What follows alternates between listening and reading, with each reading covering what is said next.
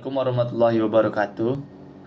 Kami dari kelompok 2, pada kesempatan kali ini kami akan mempresentasikan materi mengenai salah satu algoritma pencarian dalam kecerdasan buatan, yaitu algoritma Best First Search.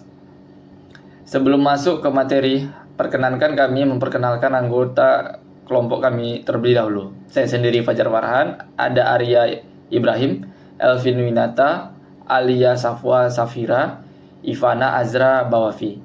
Semoga materi yang kami sampaikan dapat dipahami dan bermanfaat bagi kita semua. Pertama, saya akan menjelaskan tentang Best First Search. Best First Search atau singkatannya BFS adalah algoritma pencarian yang menggunakan fungsi heuristik untuk memperkirakan jalur paling efisien menuju tujuan dalam suatu graf. Pengertian kedua, BFS memilih node dengan nilai heuristik terbaik atau tergantung konteks terkecil atau terbesar. Umumnya digunakan dalam pencarian jalur atau pemecahan masalah berbasis graf. Yang kedua, ada fungsi heuristik. Fungsi heuristik adalah fungsi yang digunakan untuk memperkirakan nilai atau biaya untuk mencapai tujuan dari suatu node. Fungsi heuristik yang baik harus akurat dalam memperkirakan jarak atau biaya untuk pencapaian tujuan. Fungsi heuristik yang umum digunakan adalah perkiraan jarak Euclidean atau perkiraan jarak atau perkiraan biaya jalur. Pada slide ini saya akan membahas algoritma Best First Search. Algoritma ini menggunakan pendekatan pencarian berdasarkan nilai heuristik yang dibahas Azra tadi, yaitu perkiraan jarak atau biaya dari suatu node ke tujuan.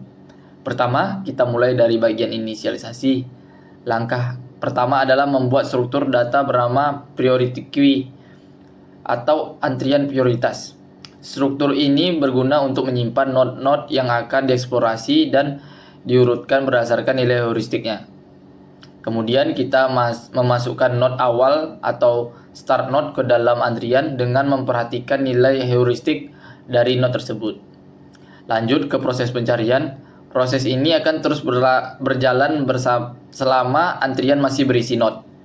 Jadi kalau misal di satu bagian itu masih ada anak-anaknya, terus sampai ke dasar. Terus pada setiap langkah, algoritma akan mengambil node dengan nilai heuristik terbaik, bisa yang terkecil atau terbesar, tergantung jenis implementasinya. Jika node tersebut adalah tujuan, maka pencarian dihentikan karena solusi telah ditemukan. Jika belum, maka semua tangga dari node tersebut akan dieksplorasi. Untuk setiap tetangga dihitung nilai heuristiknya. Lalu tetangga itu dimasukkan ke dalam priority queue untuk dievaluasi pada langkah berikutnya. Terakhir, penghentian. Proses pencarian akan berhenti jika salah satu dari dua kondisi terjadi. Node tujuan ditemukan atau antrian kosong yang berarti tidak ada lagi jalur yang bisa dieksplorasi menuju tujuan. Demikian penjelasan tentang algoritma Best First Search. Algoritma ini sangat berguna karena memprioritaskan jalur yang terlihat paling menjanjikan berdasarkan nilai heuristik. Mungkin kalau lebih dan kurangnya di slide berikutnya. Terima kasih. Selanjutnya, kekurangan dan kelebihan dari algoritma Best First Search. Pertama, kelebihan dari algoritma Best First Search adalah lebih efisien daripada pencarian buta seperti BFS dan DFS karena memakai informasi heuristik. Selanjutnya, kelebihannya adalah bisa lebih cepat mencapai tujuan. Yang kedua adalah kekurangannya. Kekurangannya tidak selalu menghasilkan solusi yang optimal. Bisa terjebak pada jalur yang kelihatannya bagus di awal tetapi ternyata tidak optimal. Jika heuristik informasi tidak akurat, performa bisa buruk.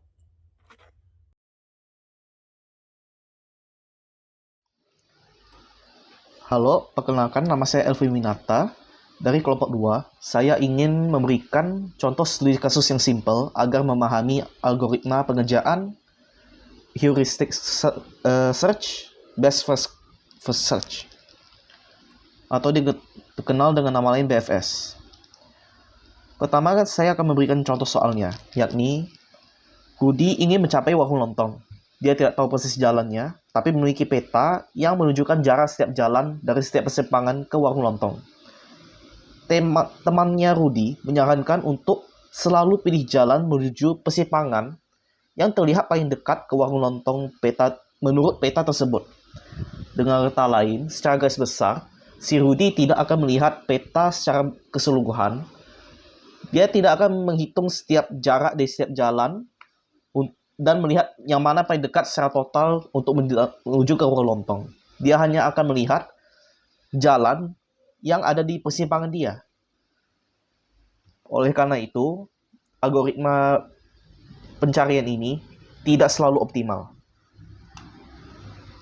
Berikut saya telah membuat representasi peta dalam bentuk noda-noda tersebut.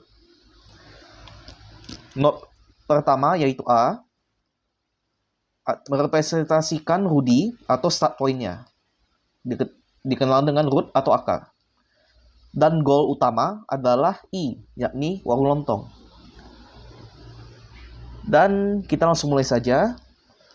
Pertama, petanya memberikan jarak di setiap jalan yang bisa diambil di setiap persimpangan. Rudy akan melihat jarak-jarak tersebut dan akan mengikuti saran temannya, yaitu melihat jarak mana yang paling dekat dan mengambil jalan itu duluan. Dimulai dari node A, si Rudy akan melihat dari 3 jalan menuju B, C, atau D. Dia akan mengukur yang mana dari ketiga jarak sini yang mana paling dekat. Dari 15, 30, dan 2, dia menemukan bahwa 2 lah yang paling berdekati. Oleh karena itu, dia akan mengambil jalan yang menuju persimpangan D.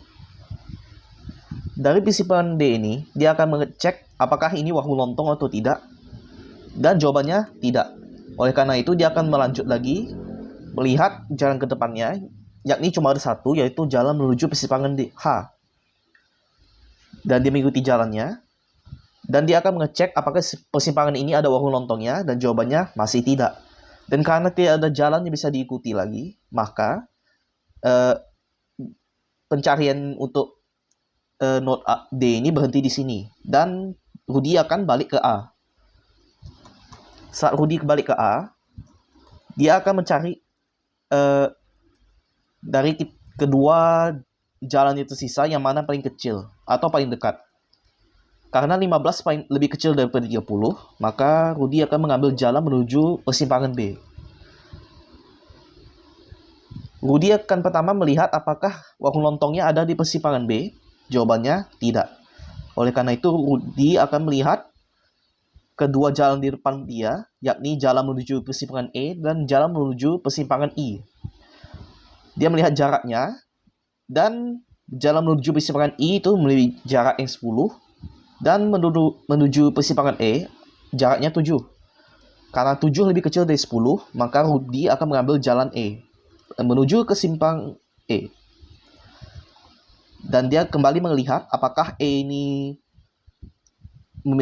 persimpangan yang memiliki warung lontong. Jawabannya tidak sama sekali. Oleh karena itu, Rudy akan melanjutkan pencariannya, yakni cuma melihat satu jalan ke depan, yaitu jalan menuju persimpangan I. Dia akan mengikuti jalannya dan akan melihat apakah dia memiliki warung lontong. Karena goal state-nya adalah I, maka Rudy akhirnya ketemu warung lontongnya. Jadi dari sini kita bisa lihat bahwa Rudy mengambil jalan, yakni jalan A ke B, ke E, baru ke I. Jarak ini tempuh adalah 15 tambah 7 tambah 8. Hasilnya adalah 30. Namun, apakah ini jalan yang paling optimal? Jawabannya tentu saja tidak. Jika Rudy melihat jarak setiap jalan secara penuh, maka dia akan melihat bahwa 15 dan 10 ini, yakni jalan A ke B ke I, jauh lebih singkat, di mana total jaraknya hanya mencapai 25. Sekian begitu saja penjelasan dari saya. Mohon dilanjutkan lagi untuk presentasi ya.